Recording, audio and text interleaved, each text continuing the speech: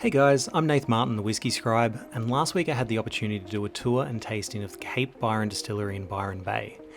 This is where they've been making award-winning Brookies Gin since 2016, and in 2022 they first released the Cape Byron Australian Single Malt Whisky.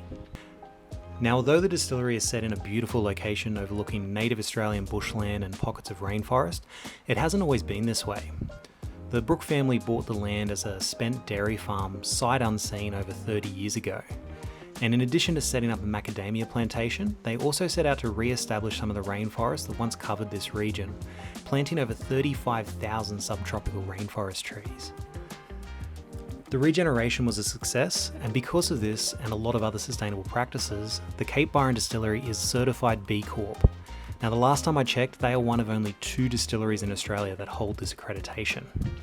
Eddie Brook, one of the distillery owners, took us through their first barrel aging room, which is under a balcony of the main building, cut into the earth for a cooler temperature, but with open slats to allow the coastal breezes to impart some character on the aging whisky. We were taken through the distilling floor to explore the copper stills and hear a bit more about how the distillery started. Now, Eddie Brook was working as a whisky rep for Bruichladdich and did an Australian tour with Jim McEwan. And he's the master distiller behind some of Isla's most iconic releases, including Octomore from Bruichladdich. It was a fortuitous meeting for the two, as they really hit it off, and Jim saw an opportunity for Australian whisky made sustainably. So Jim and Eddie worked together and built the distillery and developed a number of Australian whiskies that have already started winning awards.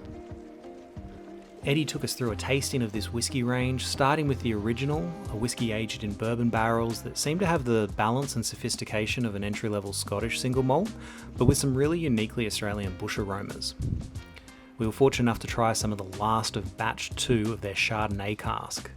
Now, I believe these are all sold out now, and when batch 3 releases, we were told it's going to be the last of their Chardonnay cask range, so I do recommend trying that when it comes out.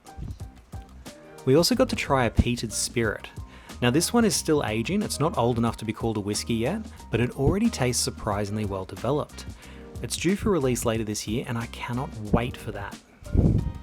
Throughout the tour, we were also given the chance to smell some of the new make, soon to go into casks. It was 70% ABV, so it did burn the nose a little if you weren't careful. I wasn't careful.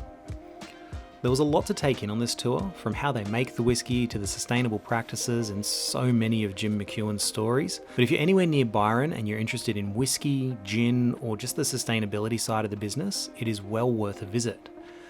From Thursdays to Sundays, the cellar door takes bookings for tastings, guided tours, cocktails on the balcony, and even special group bookings.